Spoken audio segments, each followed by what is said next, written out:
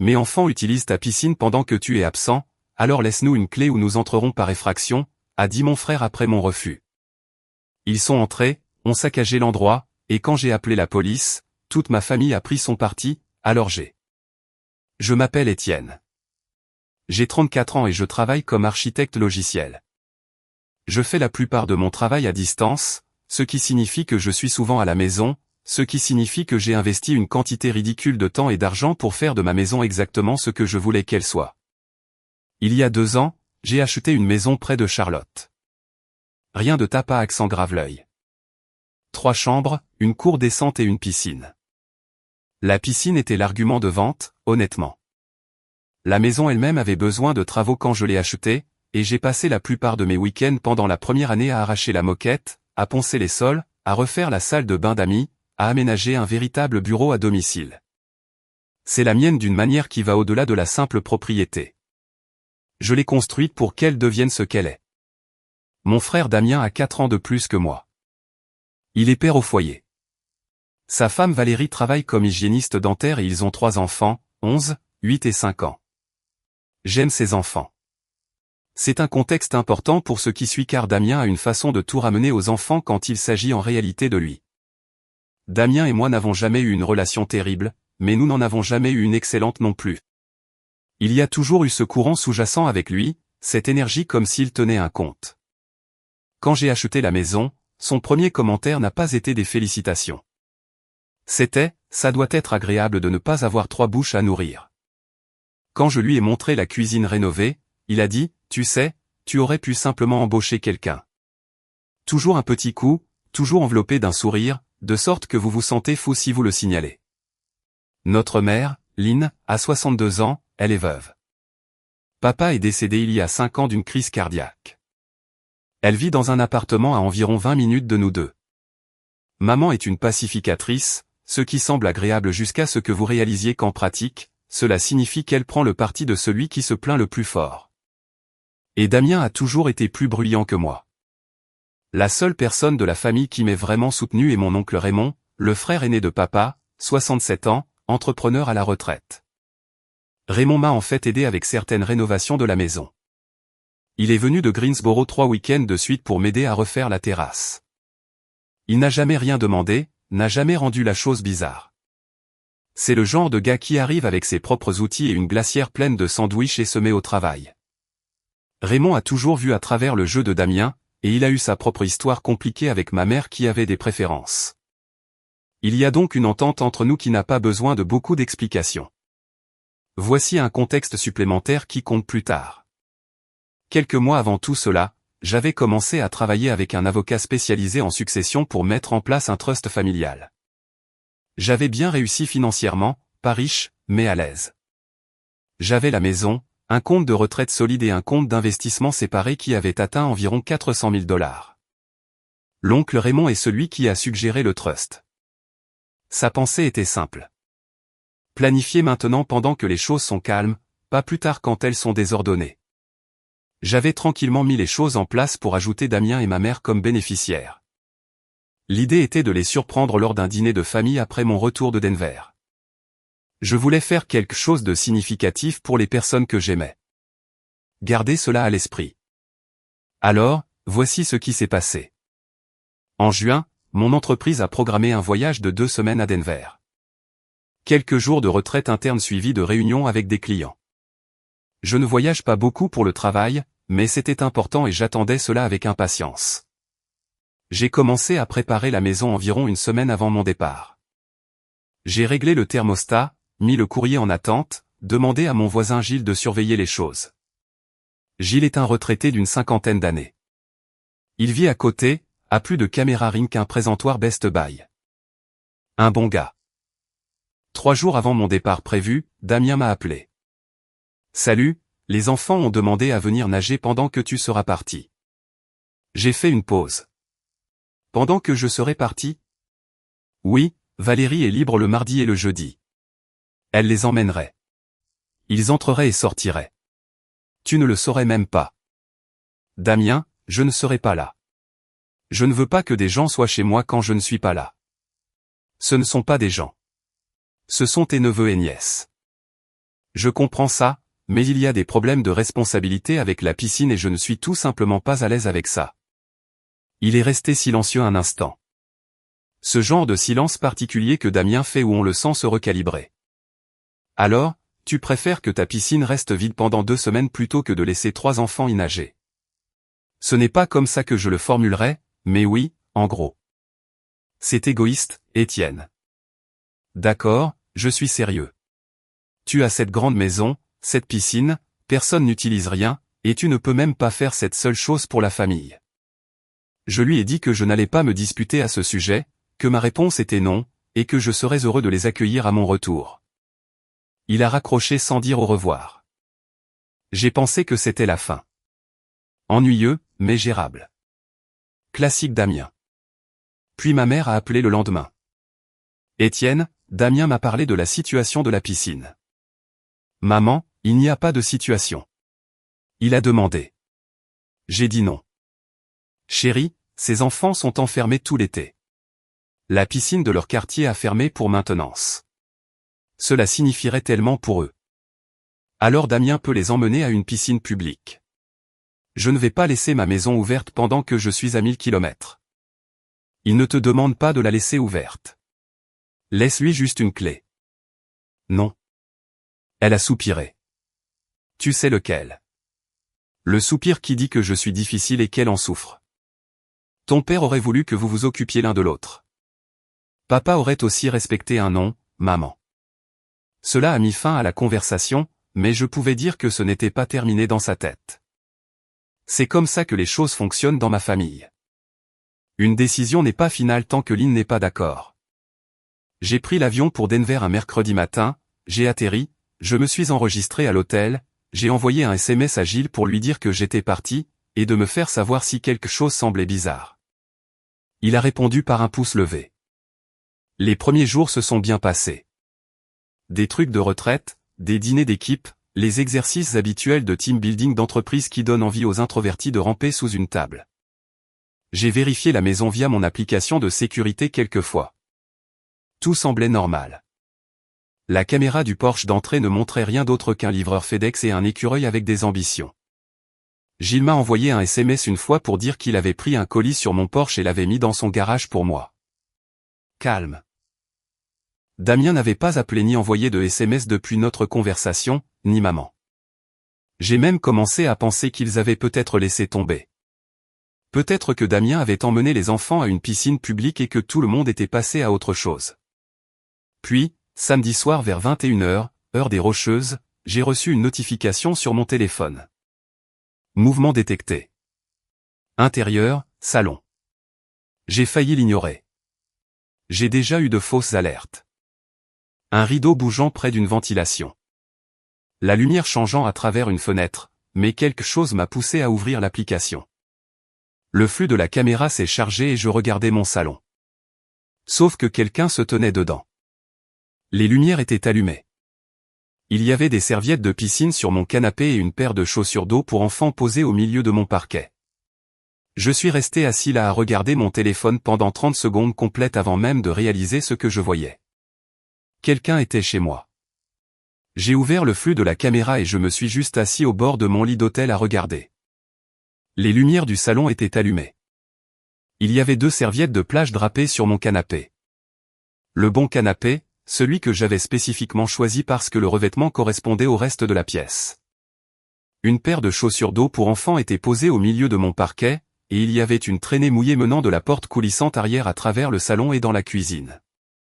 J'ai basculé vers la caméra de la cuisine. Marc, mon neveu de 11 ans, le plus âgé de Damien, était debout au comptoir en train de manger quelque chose d'un Tupperware de mon réfrigérateur. Chloé, la fillette de 8 ans, était assise sur mon îlot de cuisine, les pieds sur le comptoir, dégoulinant d'eau de piscine sur le granit. Je ne pouvais pas voir Liliane, la fillette de 5 ans, mais je l'entendais à travers l'audio, criant quelque chose dans le jardin. Puis Damien est entré dans le cadre. Il portait un maillot de bain et l'un de mes t-shirts. Je l'ai reconnu, un t-shirt gris délavé que j'avais eu à une conférence technologique à Austin. Il a ouvert mon réfrigérateur comme si c'était le sien, a sorti une bière, l'a ouverte et s'est appuyé contre le comptoir. Il avait l'air complètement détendu. pas une once de culpabilité sur son visage. Je l'ai appelé. Il n'a pas répondu. J'ai rappelé. Rien. J'ai envoyé un SMS, je te vois chez moi en ce moment, Damien. Sors. 3 minutes plus tard, il m'a rappelé. Détends-toi, mec. Les enfants voulaient juste nager. Comment êtes-vous entré? Le portillon latéral était déverrouillé et la porte coulissante. Écoute, ça n'a pas d'importance. Nous ne faisons de mal à rien. Le portillon latéral a un cadenas. Damien, courte pause. Il était ouvert quand nous sommes arrivés. Sors de ma maison maintenant. Prends les enfants et pars. Étienne, allez. Tu agis comme si nous étions entrés par effraction. Vous êtes littéralement entrés par effraction. Nous sommes de la famille. On ne peut pas entrer par effraction chez la famille. Je lui ai dit que ce n'était pas ainsi que fonctionnait le droit de la propriété. Et s'il n'était pas parti dans 15 minutes, j'appelais la police. Il m'a traité de quelques noms que je ne répéterai pas ici. Il m'a dit que j'étais incroyable et a raccroché. J'ai regardé sur les caméras alors qu'il rassemblait les enfants. Il leur a fallu presque 20 minutes pour partir et ils ne se sont pas exactement pressés. Damien a pris 2 autres bières dans le réfrigérateur en sortant. Chloé a laissé ses chaussures d'eau. Personne n'a rien nettoyé.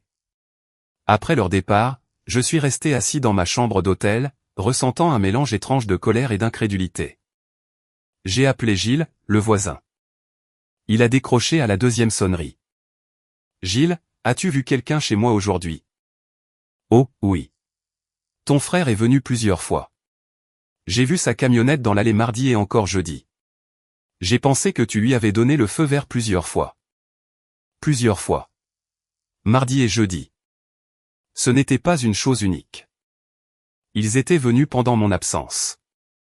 Plusieurs fois et Gilles a dit qu'il avait vu la camionnette aussi récemment que jeudi, ce qui signifiait que samedi, ils y étaient allés au moins 3 fois.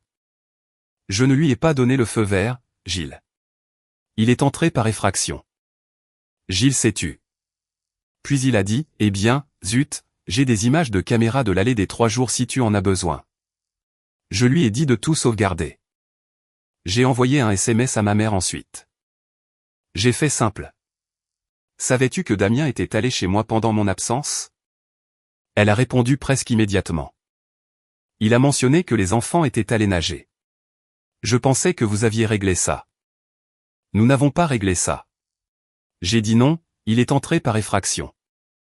Quoi qu'il en soit, Étienne, entrer par effraction est un mot fort pour ton propre frère. J'ai posé mon téléphone et j'ai regardé le plafond. C'était ça. Le truc à propos de ma famille que j'ai passé 34 ans à essayer d'expliquer à des gens qui ne le vivent pas, les règles ne s'appliquent que dans une seule direction. Si j'étais entré chez Damien sans invitation, que j'avais mangé sa nourriture et que j'avais laissé mes enfants hypothétiques saccager son salon, cela aurait été une affaire fédérale. Mais quand Damien me fait ça, c'est moi qui utilise des mots forts. Cette nuit-là, je n'ai pas pu dormir. Je n'arrêtais pas de faire défiler les images de la caméra, de rembobiner, de regarder sous différents angles. Les caméras extérieures avaient capturé l'arrivée de Damien à chaque fois. Mardi après-midi, jeudi matin, samedi soir. Le mardi, je pouvais le voir marcher sur le côté de la maison, disparaissant derrière la clôture. Les images de jeudi montraient Valérie arrivant dans une voiture séparée environ 1 heure après l'arrivée de Damien. C'était nouveau. Valérie était venue séparément. J'ai basculé vers les flux intérieurs. Le mardi, les images étaient assez standards. Des enfants dans la piscine, Damien mangeant ma nourriture, les habituels trucs d'intrusion. Mais le jeudi, c'était différent. Le jeudi, Damien est venu seul. Au début, les enfants n'étaient pas avec lui. Il est allé directement à l'arrière de la maison. Directement à mon bureau. J'ai une petite caméra montée sur une étagère dans mon bureau. C'est une de ces discrètes qui ressemble à une station de chargement. Je l'avais installée à l'origine parce que j'y garde du matériel et mon assurance habitation avait recommandé de documenter le contenu. J'avais honnêtement oublié qu'elle était là. Les images montraient Damien entrant dans mon bureau, regardant autour de lui pendant 1 seconde, puis ouvrant le tiroir supérieur de mon classeur. Il a sorti un dossier, l'a feuilleté et l'a posé sur le bureau. Puis il a sorti un deuxième dossier. Mon estomac s'est serré. Ces dossiers contiennent mes documents financiers, les relevés de comptes d'investissement, les documents préliminaires du trust, les relevés fiscaux. Je garde des copies papier de tout parce que je suis paranoïaque à propos du stockage uniquement numérique. C'est une habitude qui devenait soudain très pertinente. Damien a passé environ 10 minutes à parcourir les dossiers. Puis la porte d'entrée s'est ouverte et Valérie est entrée. Elle est allée directement au bureau comme si elle savait exactement où aller. Damien a brandi l'un des documents et a dit quelque chose que je ne pouvais pas entièrement distinguer. L'audio était granuleux, mais j'ai entendu assez de choses, plus que ce qu'il a dit à maman. Valérie a sorti son téléphone. Elle l'a tenu au-dessus des pages et je l'ai regardé photographier mes dossiers financiers page par page méthodiquement comme si elle l'avait déjà fait. Elle a photographié cette page. J'ai compté. J'ai posé mon téléphone sur la table de chevet et je suis resté assis dans le noir. Vous savez ce qui était le pire? Ce n'était pas les fractions. Ce n'était pas la bière ou le canapé mouillé ou le t-shirt. C'était de réaliser que pendant que j'étais assis dans le bureau d'un avocat spécialisé en succession, à comprendre comment prendre soin de mon frère et de ma mère pour le reste de leur vie, mon frère planifiait comment savoir ce que j'avais pour qu'il puisse déterminer ce qui lui était dû. Le trust que j'avais construit, celui où j'allais les asseoir à un bon dîner et leur dire que j'avais mis en place quelque chose pour m'assurer que tout le monde était pris en charge, semblait soudain la chose la plus naïve que j'ai jamais faite. J'avais agi en partant du principe que nous étions une famille avec des aspérités. Ce que les images m'ont montré était quelque chose de différent, quelque chose de plus calculé. Il ne s'agissait jamais de la piscine. La piscine était la porte. Damien voulait accéder à ma maison pour savoir exactement ce que je valais. Et Valérie n'était pas juste là pour le plaisir. C'est elle qui avait le téléphone et qui photographiait mes documents page par page comme si elle constituait un dossier. Cette page, relevé d'investissement, documents de trust, relevés fiscaux. Je n'ai pas dormi cette nuit-là. Non pas parce que j'étais en colère. J'étais au-delà de la colère. Je faisais un autre genre de plan. Le lendemain matin, dimanche, j'ai passé 3 appels avant même de commander le service de chambre. Le premier appel était pour l'oncle Raymond. Je lui ai tout raconté. Les effractions, les caméras, les images de Damien et Valérie fouillant dans mon bureau. Raymond a écouté sans interrompre, ce qui m'a fait comprendre qu'il prenait cela au sérieux. Quand j'ai eu fini, il est resté silencieux pendant quelques secondes. Les documents financiers, ils ont photographié les documents du trust? Les documents préliminaires. Oui. Les relevés d'investissement aussi? Étienne, tu dois appeler ton avocate aujourd'hui avant de faire quoi que ce soit d'autre. C'est dimanche. Alors appelle-la lundi à 8h tapante. Et en attendant, ne parle pas à Damien. Ne parle pas à ta mère. Et ne fais rien d'émotionnel. Tu m'entends? C'était Raymond. Pas de drame, juste des instructions. Le deuxième appel était pour Gilles. Je lui ai demandé de m'envoyer par email toutes les images que ses caméras Ring avaient capturées de ma propriété au cours des 2 dernières semaines. Il a dit qu'il avait déjà commencé à les rassembler. Gilles a également mentionné quelque chose auquel je n'avais pas pensé. Il avait remarqué que le cadenas de mon portillon latéral avait été coupé. Pas crocheté, pas déverrouillé, coupé avec une pince coupante. Il avait vu le cadenas pendre lâchement le jeudi quand il était allé arroser son jardin, mais avait supposé que je l'avais enlevé. Damien avait coupé le cadenas de mon portillon. Ce n'est pas une simple visite. C'est une effraction. Le troisième appel était à la réception de l'hôtel de Denver. J'ai demandé à changer mon vol. Je voulais rentrer chez moi immédiatement, mais la voix de Raymond était toujours dans ma tête. Ne fais rien d'émotionnel. J'avais des réunions lundi et mardi que je ne pouvais pas manquer sans créer de problème au travail. J'ai donc ajusté mon retour, le déplaçant du vendredi suivant au mercredi matin. Je serai à la maison d'ici midi le mercredi. En attendant, j'ai joué le jeu comme si de rien n'était. Damien m'a envoyé un SMS dimanche après-midi. Salut mec, désolé pour la nuit dernière. Je me suis emporté, mais les enfants ont passé un super moment. Puis un emoji souriant. J'ai répondu, tout va bien. On parlera quand je serai rentré. C'était tout. Court, amical, aucune indication que j'avais passé la matinée à télécharger des images de sécurité et à me préparer à restructurer tout mon plan successoral. Si Damien pensait que j'avais décompressé, tant mieux. J'avais besoin qu'il soit détendu. Lundi matin à 8h01, j'ai appelé Diane Blanchard, mon avocate spécialisée en succession. Elle avait géré la mise en place du trust, donc elle avait déjà le contexte de ma situation financière. J'ai expliqué ce qui s'était passé. Elle m'a demandé d'envoyer les images, ce que j'ai fait. Elle m'a rappelé dans les 2 heures. Étienne, quelques points.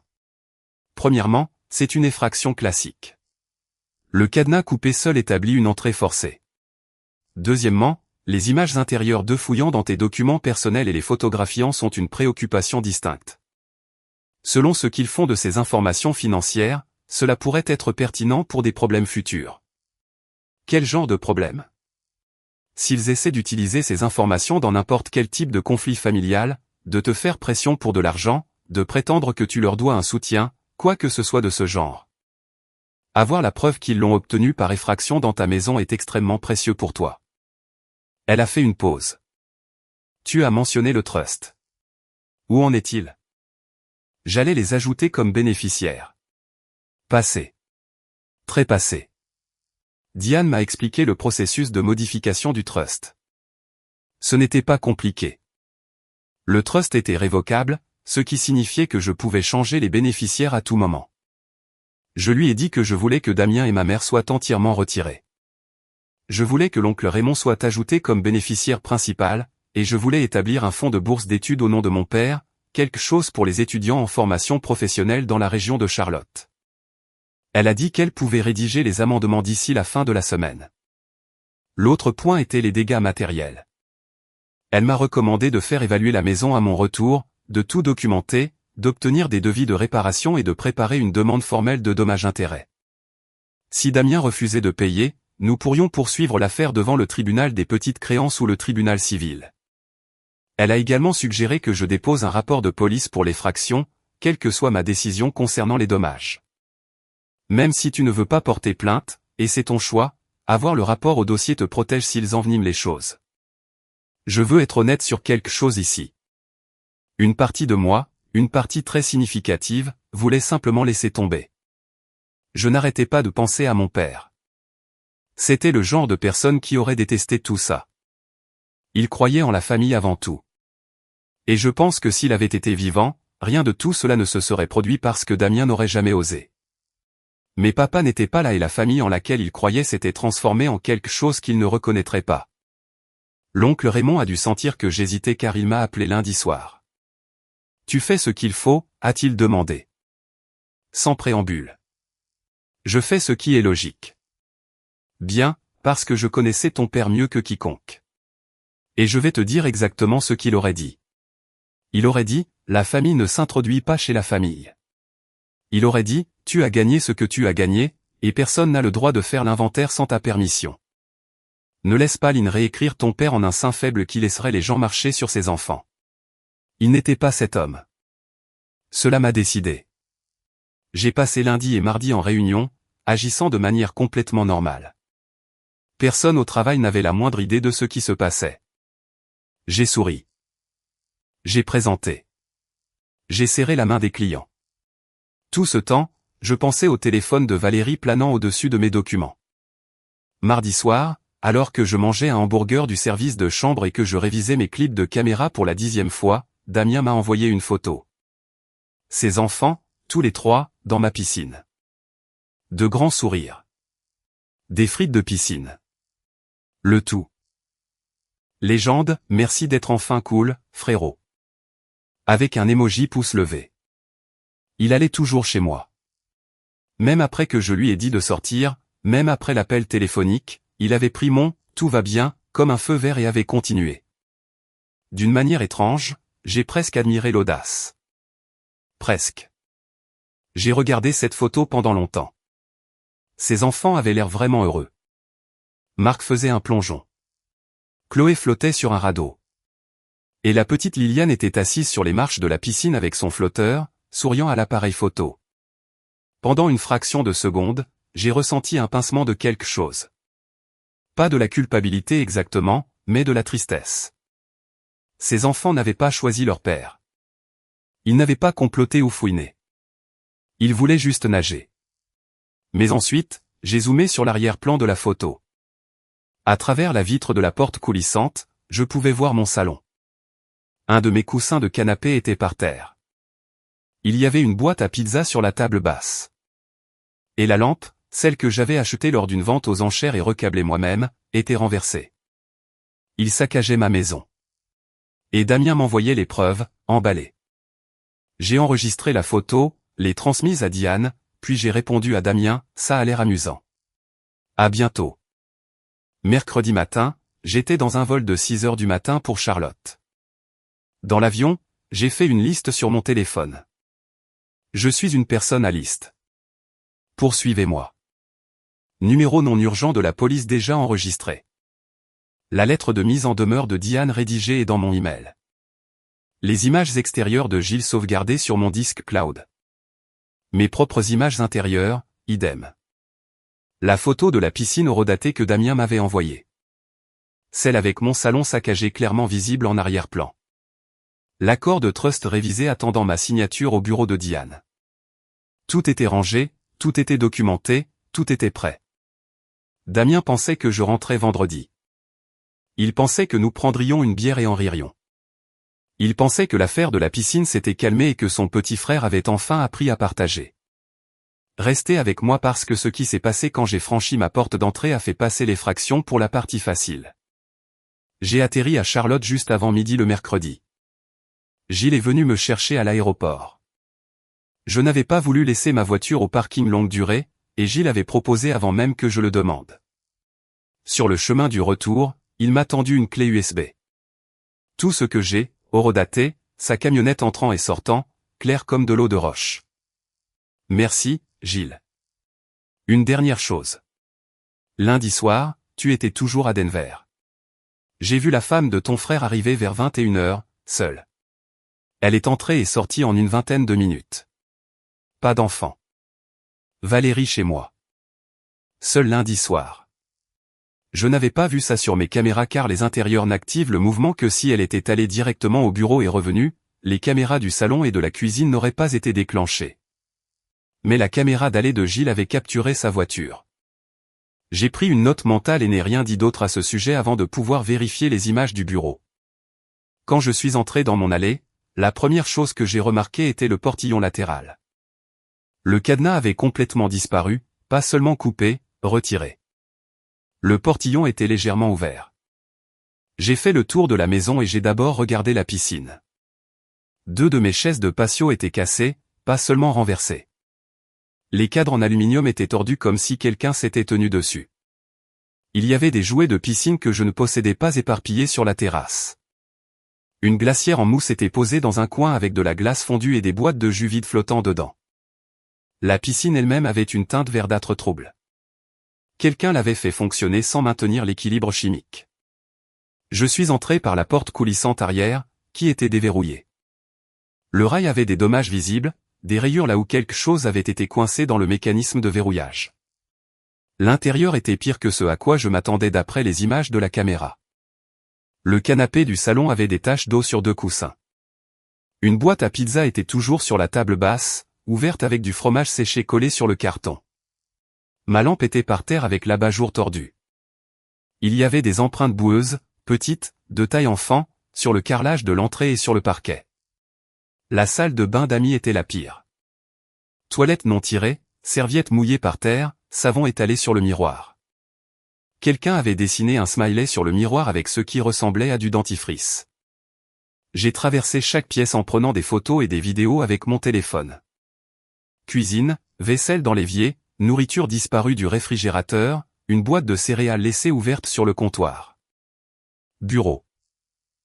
Les tiroirs du classeur étaient fermés, mais les dossiers à l'intérieur avaient été réorganisés, ou plus exactement, mélangés et négligemment remis. Quelques pages étaient désordonnées d'une manière que je n'aurais pas laissée. J'ai appelé Diane. Elle m'a fait décrire les dégâts pendant qu'elle prenait des notes. Puis j'ai appelé la police. 2 officiers sont arrivés en moins d'1 heure. Je leur ai montré le cadenas coupé. Gilles avait gardé les morceaux, le rail endommagé de la porte coulissante, et les dégâts intérieurs. J'ai ouvert les images de sécurité sur mon ordinateur portable et je leur ai montré Damien entrant dans la maison, les enfants à l'intérieur, et l'horodatage montrant que cela s'était produit sur plusieurs jours. Savez-vous qui c'est ? A demandé l'un des officiers. Mon frère Damien Langlois. L'officier m'a regardé. Et vous ne lui avez pas donné la permission d'entrer ? Je lui ai explicitement dit non. J'ai des messages textés et un appel téléphonique. Il a demandé. J'ai refusé et il est venu quand même. Ils ont rédigé le rapport. Effraction, dommages matériels, intrusion. L'officier a expliqué que le bureau du procureur examinerait l'affaire et déciderait de poursuivre ou non, mais que le rapport au dossier était important, quoi qu'il arrive. Pendant que les officiers étaient encore chez moi, mon téléphone a sonné. Maman. Étienne, Damien vient de me dire que 2 policiers se sont présentés chez toi. C'est exact. Tu as appelé la police pour ton frère ? J'ai déposé un rapport. Maman, il est entré par effraction chez moi. Il n'est pas entré par effraction, Étienne. Il a utilisé la porte arrière après avoir coupé le cadenas de mon portillon. C'est une effraction. Il y a un rapport de police maintenant. Je l'ai entendu changer de respiration. Cette voix chevrotante qu'elle a juste avant le voyage de la culpabilité. Ton père se retourne dans sa tombe en ce moment. Non, il ne l'est pas, maman. Papa serait furieux contre Damien. Et honnêtement, il serait furieux contre toi aussi, pour avoir défendu ça. Elle a raccroché.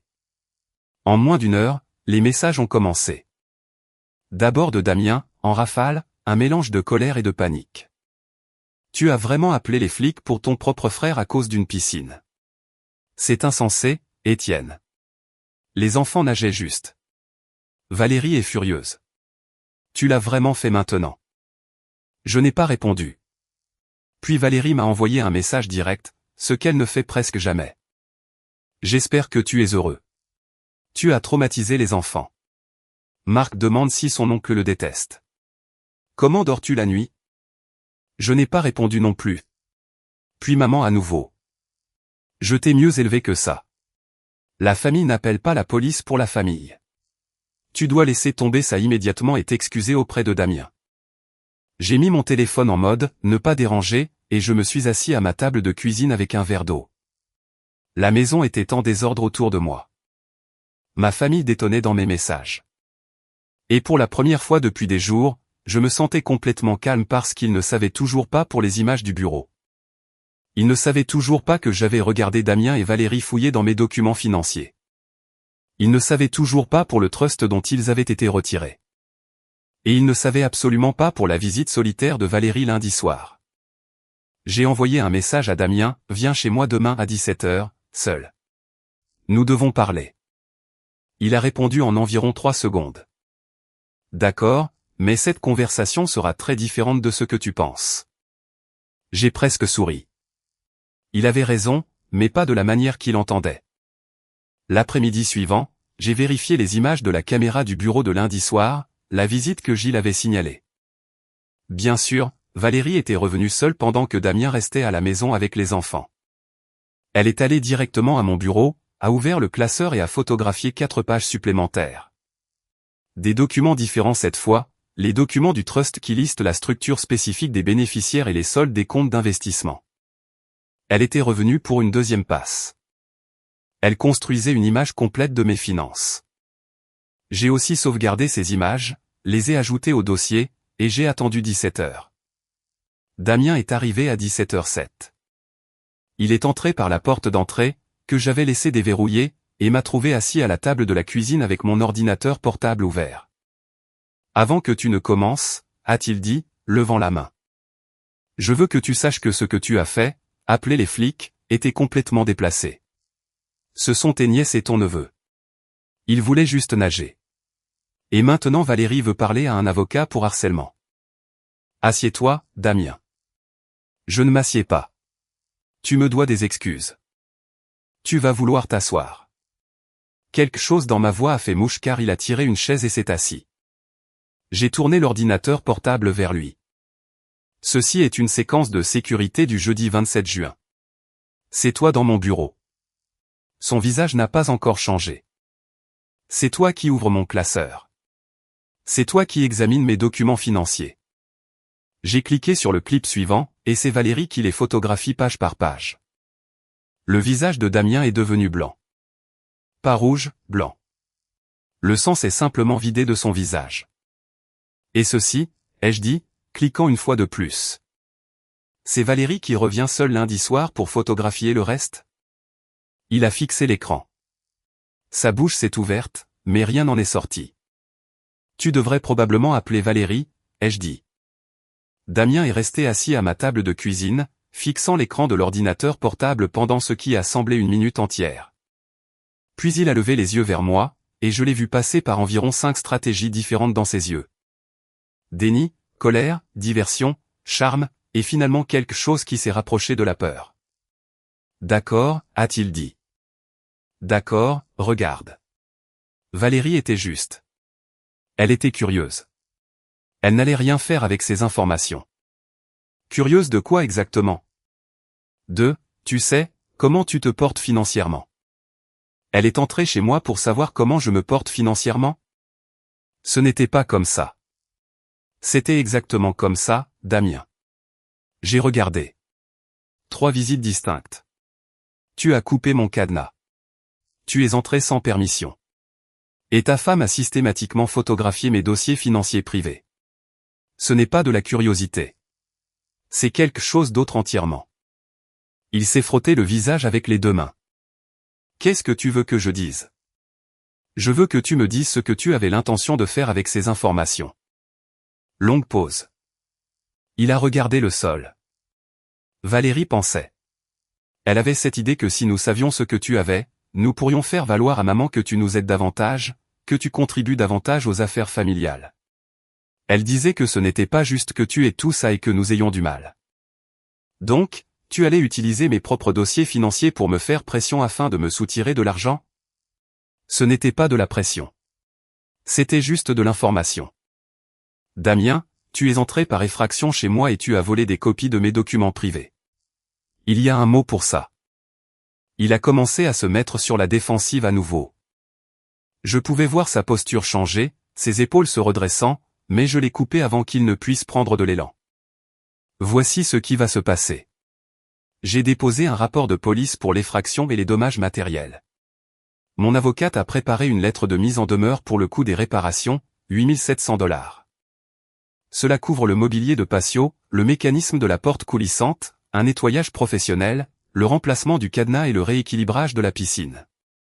Tu recevras cette lettre demain. $8 000? Tu plaisantes? Je ne plaisante pas. Et je veux être clair sur quelque chose.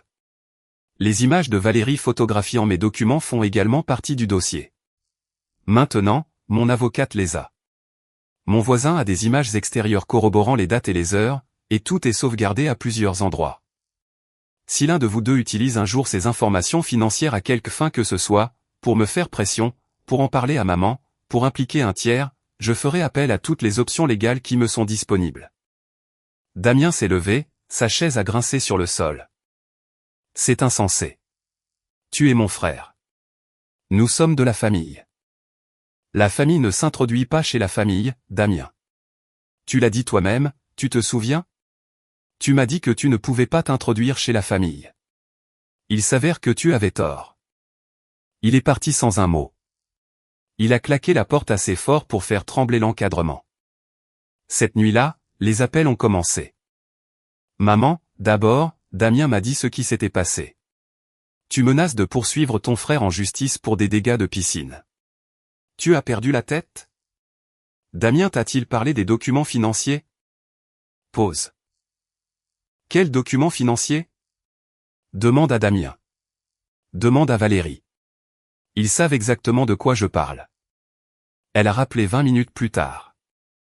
Son ton était différent, toujours en colère, mais avec une pointe d'autre chose. D'incertitude, peut-être. Damien a dit que Valérie regardait juste quelques papiers. Il a dit que ce n'était rien.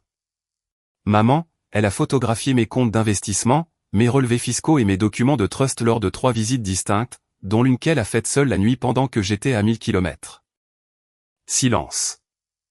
Ils allaient utiliser ces informations pour me faire pression via toi afin de me soutirer de l'argent. Damien ne ferait jamais ça. Je l'ai en vidéo. Maman, haute définition, horodatée, admissible. J'ai déjà montré à Damien. Il n'a rien nié de tout cela. Elle n'a pas eu de réponse à cela. L'appel s'est terminé avec elle disant qu'elle devait réfléchir, ce qui était nouveau. Lynn n'a jamais besoin de réfléchir. Elle sait toujours exactement de quel côté elle est. La lettre de mise en demeure est arrivée chez Damien le lendemain. Je le sais parce que Valérie m'a envoyé un SMS de 4 paragraphes de fureur que je n'ai pas lu au-delà de la première phrase. Damien m'a envoyé un message une fois, « Tu es mort pour moi ». Je n'ai pas répondu. Au cours des semaines suivantes, les choses ont empiré comme seuls les problèmes familiaux peuvent le faire. Damien a essayé de m'appeler depuis différents numéros. Valérie a créé une nouvelle adresse email pour m'envoyer une lettre expliquant pourquoi tout était de ma faute. Un document de 5 pages qui a réussi à ne jamais utiliser le mot « désolé ». Maman est arrivée chez moi sans prévenir un samedi matin pour me dire que je déchirais la famille. Je l'ai invitée à l'intérieur, l'ai assise à la même table de cuisine, et je lui ai dit quelque chose à quoi je pensais depuis longtemps. Maman, j'ai passé toute ma vie d'adulte à essayer de gagner ma place dans cette famille en étant utile, en étant calme, en ne me plaignant pas, en travaillant dur, et en ne demandant rien. Et en retour, Damien traite ma maison comme une ressource. Valérie traite mes finances comme un dossier public, et tu traites mes limites comme des inconvénients. J'en ai assez d'être la personne qui maintient tout ensemble pour que tout le monde puisse s'effondrer. Elle a pleuré. Je ne ferai pas semblant que cela ne m'a pas affecté. Mais j'avais aussi pleuré seul dans une chambre d'hôtel à Denver quand j'ai réalisé que mon frère visitait ma maison, et personne ne semblait trop s'en soucier. Je lui ai dit que je l'aimais. Je lui ai dit que je ne la couperais pas, mais je lui ai dit que ma relation avec Damien était terminée jusqu'à ce qu'il fasse un véritable effort pour réparer ce qu'il avait brisé et que je n'en discuterai pas davantage. Damien et Valérie n'ont jamais payé les 8700 $. Diane a déposé une demande devant le tribunal des petites créances. Ils ne se sont pas présentés. J'ai obtenu un jugement par défaut.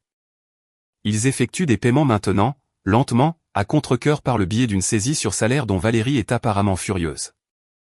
D'après ce que j'entends par l'oncle Raymond, Damien dit à tous ceux qui veulent l'entendre que je l'ai poursuivi en justice pour une piscine. Il omet le cadenas, les documents financiers et les dommages matériels. Les gens croient ce qu'ils veulent croire. Le bureau du procureur a refusé de poursuivre des accusations criminelles, ce à quoi je m'attendais. C'est un litige familial.